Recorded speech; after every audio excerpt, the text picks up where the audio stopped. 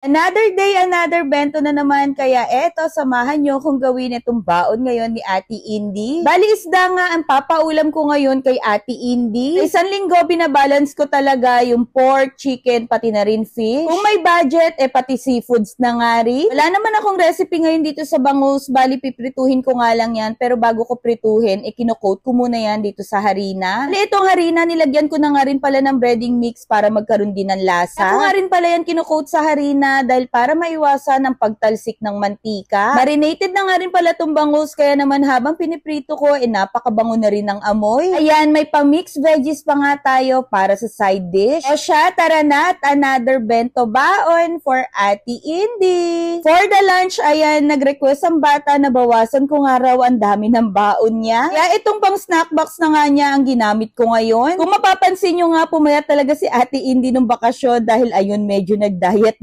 Pero ngayong pasukan, napapansin na nga niya na medyo tumadagdag na nga raw ang kanyang timbang, kaya bawasan ko na raw ang dami ng pagkain niya. Medyo marami rin kasi ako magpabaon dahil alam nyo na bilang nanay, takot tayo magutuman ng ating mga anak. Anyways, ayan, medyo na-struggle nga ako dito ng very light kung paano ko pagkakasyahin dito itong lahat ng baon niya. Nay rin talaga kasi akong gamitin yung malalaki niyang lunchbox. Then na-realize ko nga rin na okay din palang gumamit ng ganito lang kalaki na lunchbox. Siksik naman sa laman pero lightweight lang na dadalhin niya. Ibang lunchbox din kasi may kabigatan din talaga. Since madali ko nga lang na-prepare tong baon niya, kaya naman ayan, may natirang oras pa nga tayo para maggupit-gupit dito sa nori. Naisipan ko na nga lagyan ng simpleng design itong kanyang rice. Isip ko nga lagyan to ng design na pusa dahil yan yung naiisip kong madaling gawin. Sumakses naman yung idea ko dahil tignan nyo, napaka-cute nga na itong aking nagawa. Para mas maging cute, naglagay ako ng ketchup dun sa mouth niya and mayonnaise naman for the eyes. Kaeg, mata na lang na food pic. Post na nga kagad, kaya i-flex na natin tong very cute sinabaon.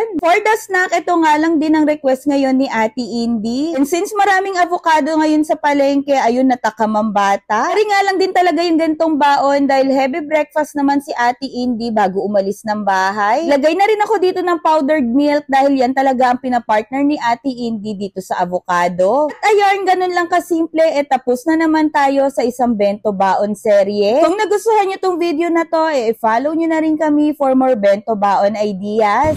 Bye! At kay mama. Thank you sa baon. Love you. Love you. Bye-bye. Love you. Bye-bye. Good boy. Sige na. Punta na doon.